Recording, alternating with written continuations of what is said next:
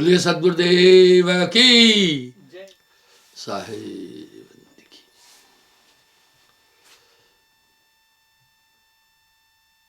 सत्य सोई जो विनशे ना है,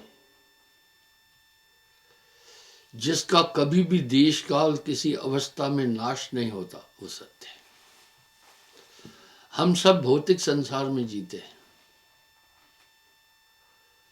और ये संसार पंचभौतिक तत्वों का बना हुआ, लेकिन उस सत्ता को भी परम तत्व कहते हैं। हम सब पृथ्वी पर रहने वाले लोग तत्वों को समझते हैं। उदाहरणार्थ पंचभौतिक तत्व है जल, अग्नि, पृथ्वी, वायु, आकाश।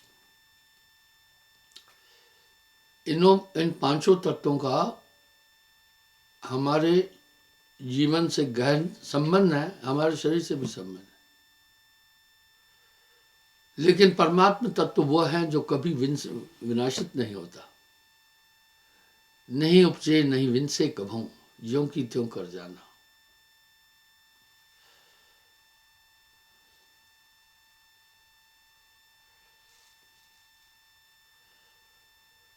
तब भूमि पवन आकाशा ये सब नहीं था।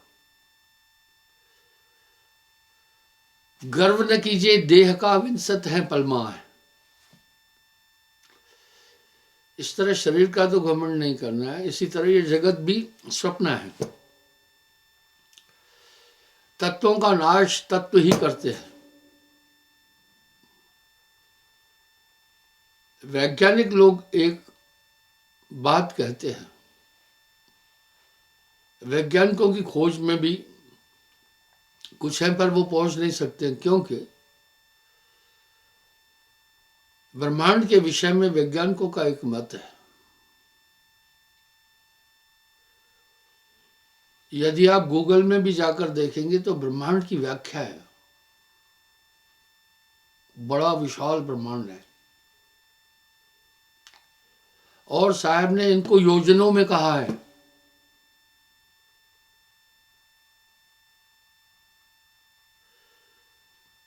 जिनके सामने पूरे ब्रह्मांड को देखें तो ये पृथ्वी एक नन्हे बिंदु के समान है।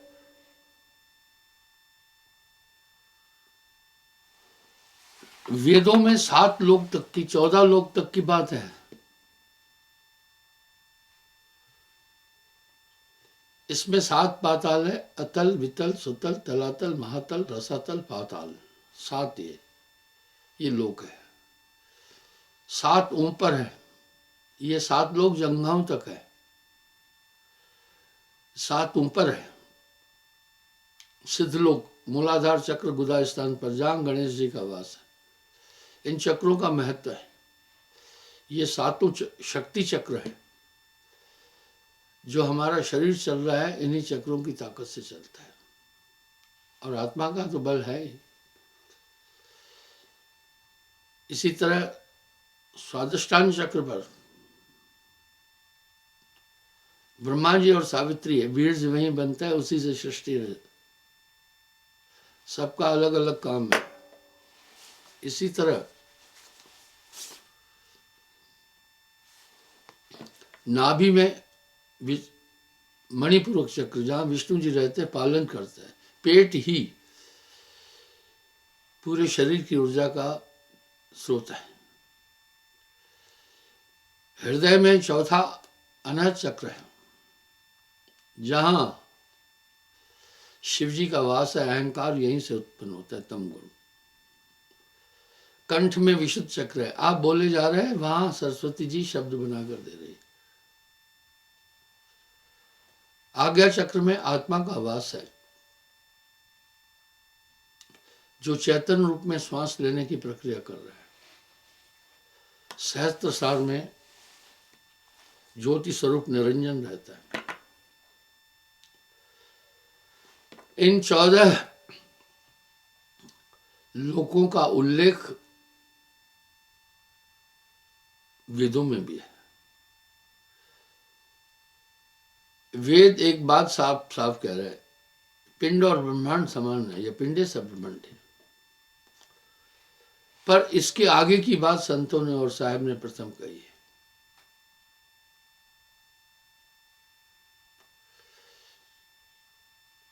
यानी उन महाशून्य की के अंदर ऐसी अनंत सृष्टियां समा जाएगी।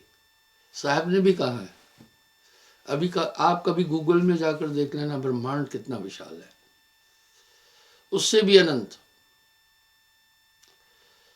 लेकिन शून्य तक पंचभौतिक तत्वों का खेल है, महाशून्य तक सब निराकार सृष्टि है। उनके आगे साहब कह रहे 21 खंड ब्रह्मांड के ऊपर आसन अचल जमावे, सो सद्गुरु में भावे। इस तरह ये आत्मा इसका कभी जन्म नहीं होता, कभी मृत्यु नहीं होती है, अजन्मा है। पर इस पंचभौतिक शरीर में आत्मदेव उलझा हुआ है।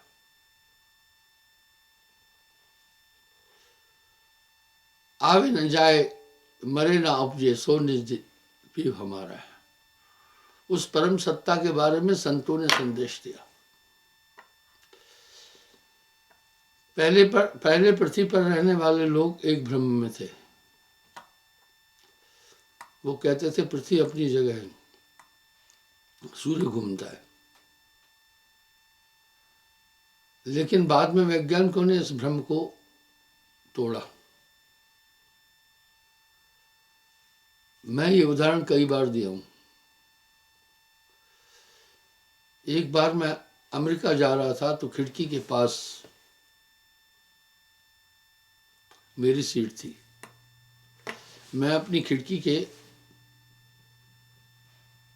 करीब 60 डिग्री के एंगल पर देख रहा था, चंद्रमा था। 18 घंटे की अमेरिका की जर्नी कंटिन्यू है।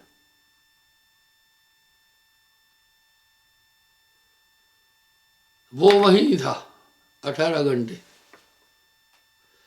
क्योंकि उस समय मैं पृथ्वी से ऊपर था। और वहां से क्या दिख रहा था, 40,000 फीट ऊपर प्लेन उड़ रहा था। दिख रहा था कहीं घोर अंधेरा है, कहीं रोशनी है। एक अकेला रूस है जहां पर 11 तरह का टाइम है। रूस में बहुत बड़ा क्षेत्र है रूस का। एशिया के साथ साथ यूरोप, 2 कॉन्टिनेंट से मिलता है। वहां रूस में एक ही टाइम पर किसी कोने में सुबह होती है, दूसरे में रात होती है।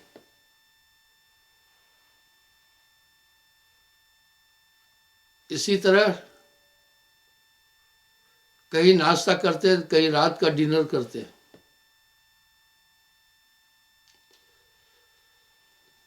मेरे कहने का ये भाव है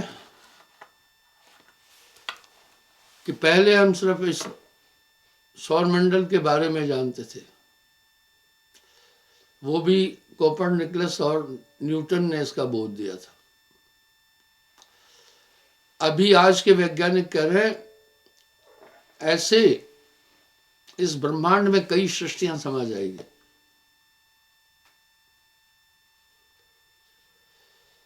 और साहब क्या कह रहे हैं, 21 खंड ब्रह्मांड के ऊपर आसन अचल जमावे, सो सद्गुरु में भावे। जो आवागमन मिटाए,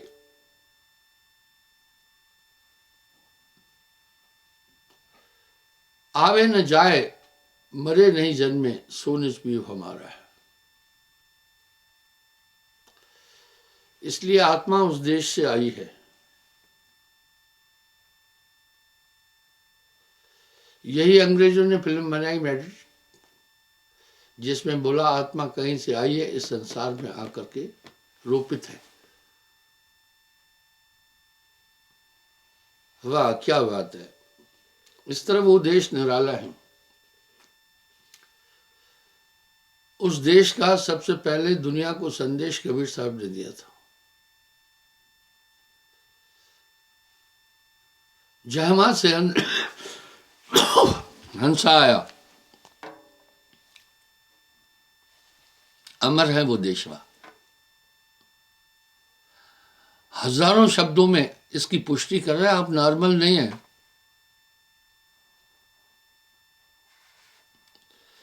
पानी नहीं, पवना नहीं, धरती और आकाशवा। और हजारों शब्दों में एक बात और कह दी,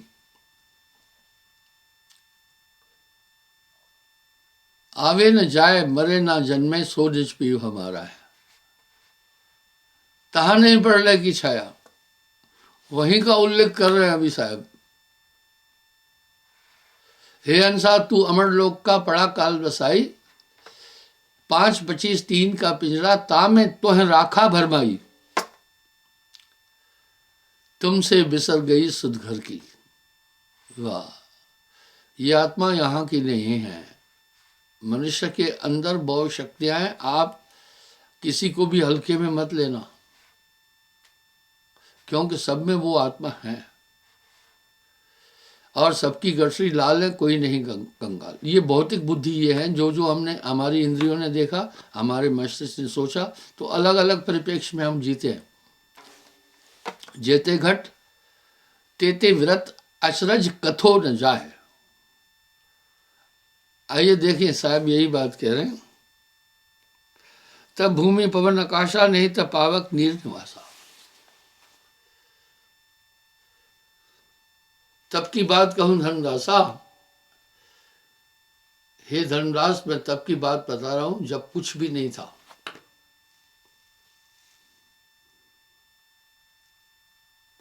नहीं तब पावक नीर निवासा, नहीं तब 5 तत्व गुण तीनी, नहीं तब सृष्टि माया भी नहीं थी।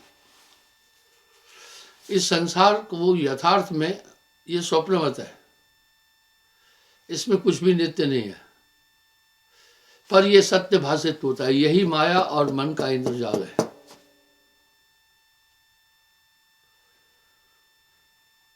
जगत है रैन का सपना, ये सब स्वप्नवत है। इस शरीर की संरचना इस तरह है, जैसे हमारी आंखें देखने का काम कर रही है तो बाहरी दृश्य देखती है, हमारे कान जो सुन रहे हैं वो भी भौतिक शब्दों और ध्वनि को सुनते हैं। हमारी नासिका भी अगर कुछ ग्रहण करती है तो वो भौतिक चीजों की खुशबू का फूल है, बाकी चीज है। हमारी आंखें अगर देख रही है तो केवल पृथ्वी तत्व को देखती है, वायु तत्व को देखती है। ये सभी पंच भौतिक तत्व नाशवान है, शून्य से उत्पन्न हुए और शून्य में मिल जाएंगे। आजकल वैज्ञानिक लोग अच्छी खबरें दे रहे हैं, वो कोशिश में हैं लेकिन पहुंच नहीं सकेंगे। आजकल वो यूं कह रहे हैं महाप्रलय होती है ब्लैक होल के कारण से। ब्लैक होल शून्य, महाशून्य का एक ऐसा स्थान है जो किसी भी साकार चीज को अपनी ओर आकर्षित करके अपने में लय कर देता है, उसका स्वरूप खत्म करता है, एनर्जी अपने पास रखता है। ठीक वैसे ही जैसे आप हम सब दूध के अंदर से उसका सार घी निकाल लेते, बाकी छाछ रह जाता है, छाछ की कीमत नहीं है कोई। इसी तरह ये शरीर भी पंचभौतिक है, स्वप्न है, और ये जगत भी स्वप्न है, पर इससे परे, क्योंकि कोशिकाएं दिमाग की ऐसे भरी है, बनाई है। हमने इंसान का ज्ञान कौन सा है? वंशक और भौतिक ज्ञान है। कोई किताबों को पढ़ करके ज्ञान प्राप्त किया है, कोई परिवेश में रह करके देख करके भी ज्ञान अनुभव कर लिया है, पर हमारी ये कर्म ज्ञान और सूक्ष्म इंद्रियां आत्मा को कभी भी अनुभव नहीं कर सकती। जैसे पिंजड़े से कोई भी पक्षी खुद नहीं निकल सकता है, इस तरह ये आत्मा कभी भी नहीं निकल सकती है अपनी ताकत से। तो ये संसार पूरा माया भी है, अनित्य है। आगे कह रहे हैं, तब नहीं आदि अंत बल धारा, नहीं तब अंध धुंध उजियारा। ये सब नहीं थे। नानक देव जी का एक शब्द आता है जपजी में, आदि सच, वो शुरू में भी सच था, जुगादि सच, युग युगांतर में भी सत्य था, है भी सच, प्रेजेंट में भी सच है, नानक होशी भी सच, आगे भी सत्य रहेगा। सत्य की परिभाषा साहब ने बड़ी सुंदर कही, सत्य सोई जो विंशे नहीं। सत्य वो है जिसका किसी भी देश काल अवस्था में कभी भी नाश नहीं होता। बीच में एक बात बोलने जा रहा हूं, ये सिद्धांत सर्वमयी है। सभी लोग भक्ति में ध्यान का ही प्रयोग कर रहे हैं, और हम सबकी एक मान्यता है, हम जिसकी आराधना करेंगे उसे उधर ही पहुंचेंगे।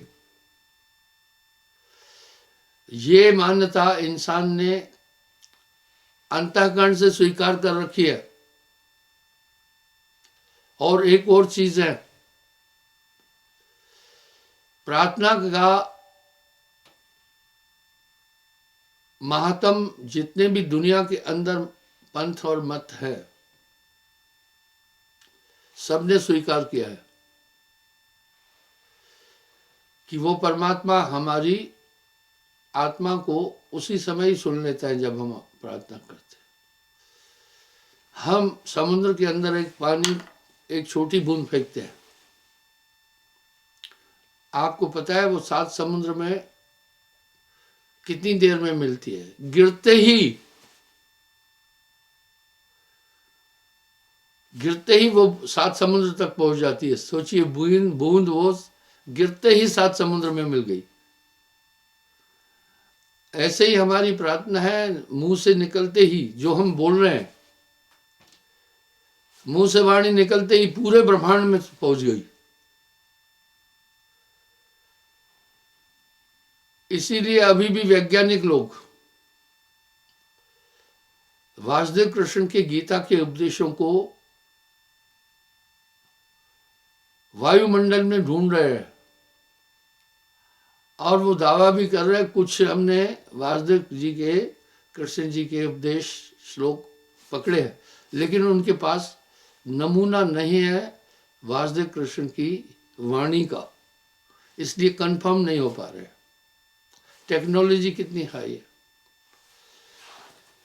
ओसामा बिन लादेन को पकड़ने के लिए अमेरिका ने सैटेलाइट का बहुत प्रयोग किया था। कहीं भी बोलेगा तो लोकेशन ट्रेस हो जाएगी उसकी, इसलिए ओसामा बिन लादेन कहीं बोलता नहीं था, लिखकर ही पूरा काम करता था। यानी आपकी प्रार्थना वहां पहुंचेगी, और जो आपका इष्ट है आप वहां जाएंगे, जहां आपका ध्यान है जाएंगे। जाकी सूरत लाग रह जयमा, कहे कबीर पहुंचाऊं तहमा। आप ध्यान देना, मैंने आपको कहा है और जगह उपासना नहीं करना। एक आदमी घर से निकलता है लक्ष्य लेकर के कि मुझे फलानी जगह जाना है, अगर लक्ष्य ही नहीं है कहाँ जाना है तो वो भटक ही गई तो सही। इसलिए, और दूसरे शब्दों में मैं अक्सर एक बात कहता हूं, इस दुनिया के अंदर 2 नास्तिक है, एक नास्तिक एक महानास्तिक। नास्तिक वो है जो ईश्वर के अस्तित्व को स्वीकार नहीं करता, वो बालक के समान है, उसको समझाओ समझ जाएगा। दूसरा महानास्तिक वो है जो कहता है मैं सबको मानता हूं। वो कहां जाएगा? वो कहां पहुंचेगा?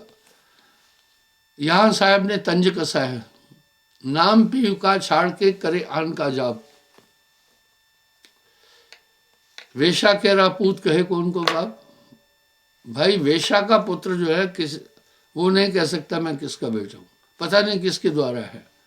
वेश्या के पास अनंत का बहुत लोग जाते हैं संसर्ग के लिए, इसलिए वेश्या का पुत्र नहीं कह सकता किसी को मेरा बाप है।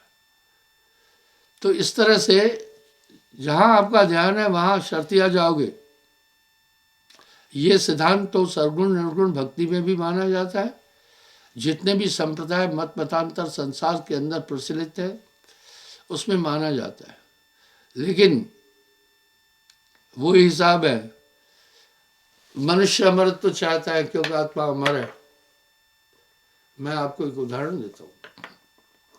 मिजोरम में थे तो वहाँ पेट्रोलिंग होती रहती है। लोग पहाड़ों को काट कर खेती करते हैं। वहाँ पर पहाड़ काट देंगे, साल भर लकड़ी सूखेगी, आग जला देंगे और नेचुरल वो खाद उसमें हो जाएगी और फसल बोते हैं। जो भी फसल हुआ वहीं पर एक हट में इकट्ठी करते हैं, जिसको जितनी जरूरत है ले जाता है। वो उसी तरह वहां से उतना अनाज ले जाता है।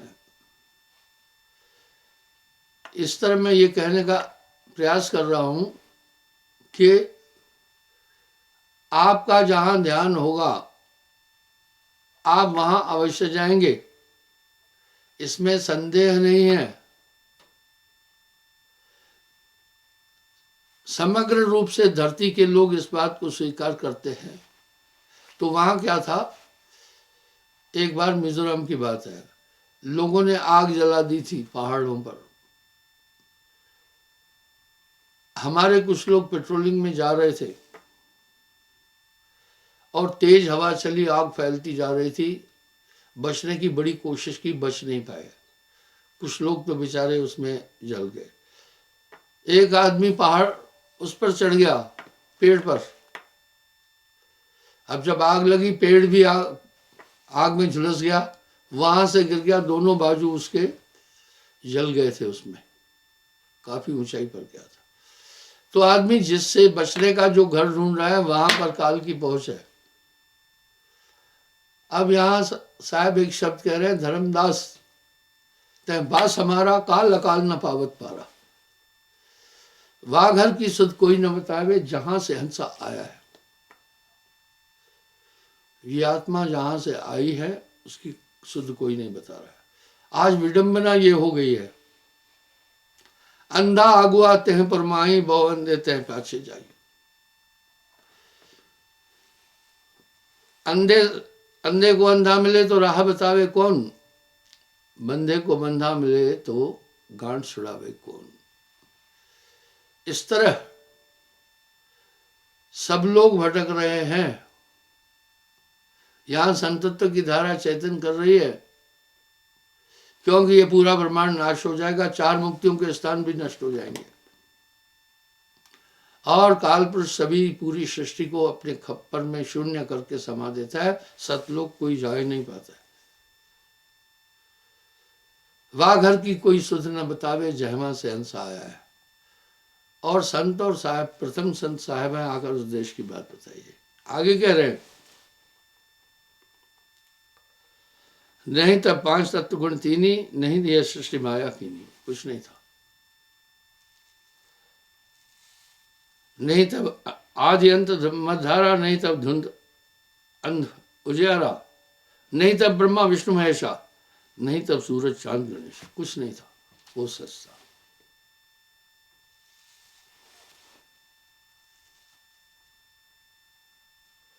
नहीं तब मच्छ कच्छ बराहा, नहीं तब भादो फागुन महा। ये महीने तिथियां भी नहीं थी। ये तो सूर्य की गति के कारण है। नहीं तब कंस कृष्ण बलि वावन, नहीं तब रघुपति नहीं तब रावण। ये सब नहीं था। मस्तिष्क की संरचना ऐसी है, आज इस मन के चार रूप में मन बड़ा पश्तोहर है। मन के चार रूप है, मन बुद्धि चित्त अहंकार। जब ये इच्छा करता है इसी को मन कहते हैं। जब ये निश्चय करता है इसी मन को बुद्धि कहते हैं। जब ये याद करता है इसी मन को चित्त कहते हैं। जब ये क्रिया करता है इसी को अहंकार कहते हैं। इसलिए साहब क्या कह रहे हैं, वह बड़ी पते की बात कह रहे हैं। कहत कबीर सुनो भाई साधो, जगत बना है मन से। ये पूरी दुनिया मन की माया जाल है, स्वप्नवत है। किसी भी महापुरुष ने संसार को नित्य नहीं बोला। जब ये ब्रह्मांड नाश हो जाता है तो बाकी कुछ नहीं रहता है, सब शून्यास्त हो जाता है। नहीं तब सरगुण, नहीं तब निर्गुण, नहीं तब धारे 10 अवतारे, 10 अवतार भी थे। नहीं तब सरस्वती जमुना गंगा, नहीं तब सागर समंत तरंगा। तो मैं ये कह रहा हूं, जब जंगल में आग लगी तो कुछ जवान पेड़ के ऊपर चढ़ गए। पेड़ खुद आग की जद में था, वहां रक्षा कैसी?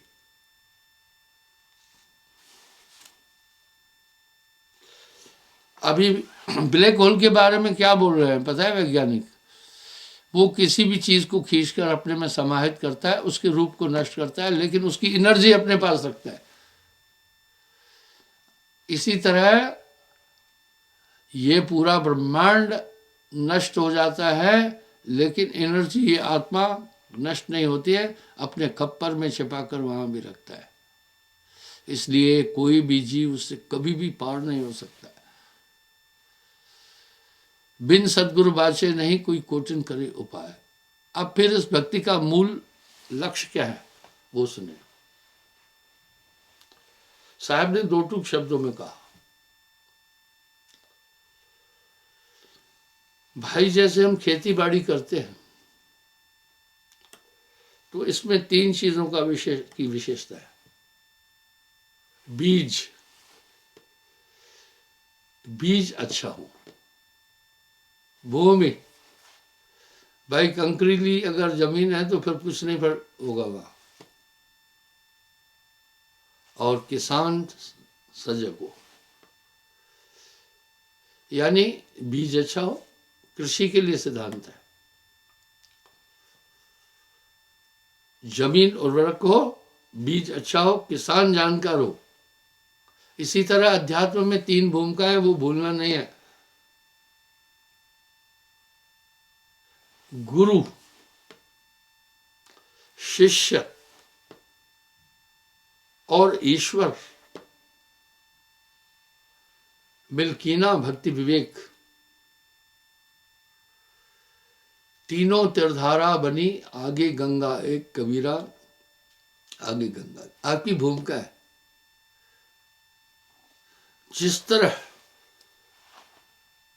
रेलगाड़ी को इंजन खींच रही है, इंजन की ऊर्जा से रेलगाड़ी चल रही है। पहियों को ऐसा बनाया है कि 3 इंच चौड़े पहिए पर 200 किलोमीटर की स्पीड में गाड़ी दौड़ती है, पर उसके साथ में एक व्हील गार्ड दिया है जिससे वो नीचे नहीं जाए। इसलिए आपके पास एक ताकत दी है नाम के बाद कि आप लाइन से नहीं हटे। यहां साहब कह रहे हैं, सत्य नाम निज औषधि, सदगुरु दही बताए, औषध ले रूपत रहे ताकि वेदन जाए। नियमों का पालन बहुत जरूरी है, पाप नहीं करना। क्यों? जैसे जैसे मनुष्य पाप कर्म करता है, अंतःकरण कुंठित हो जाएगा। जब अंतःकरण कुंठित हो जाएगा, अच्छा और बुरा समझोगे ही नहीं। नाम के बाद आपके जीवन में सबसे बड़ी चीज क्या आई? आपका हृदय प्रकाशित हो गया। अंधेरे में जब इंसान चलता है तो निश्चिंत नहीं चल सकता, ठोकर लग सकती है, भय लगता है, कहीं टक्कर हो सकता है। लेकिन जब लाइट में चलता है, उसका ये भय खत्म हो जाता है। इस तरह आपके पास एक अद्भुत ज्ञान आया। ज्ञान की परिभाषा, ज्ञान का लक्षण, ज्ञान की वृत्ति क्या है समझे। पोथी पढ़ने से मनुष्य ज्ञानी नहीं हो जाता। ज्ञान का एक लक्षण और गुण है सार करना, असार को त्यागना। इसलिए पहले आपका मन जो आपसे चाहता था, कराता था, अब ऐसा नहीं है। आप थोड़ा सा पलट कर अपने अतीत जीवन को देखें। अंधकार में था और नाम के बाद उज्ज्वल है। तो इसलिए आप गुरुमुख कौन है? शब्द सेवे सो गुरुमुख होवे। जो नियम बोले गए हैं उनको हर हालत में पालन करना, एक ही भक्ति करना और विश्वास रखना और स्मरण जरूर करना। अगर आप स्मरण नहीं कर रहे तो मन आपको फिर दुनिया में घुमा रहा है। ऐसे ही साहब ने कह दिया कि अचिंता तो सतनाम की और न चितवे दास, जो कुछ चितवे नाम बिन वही काल की फांस। क्षमा चाहता हूँ, समय हो रहा है।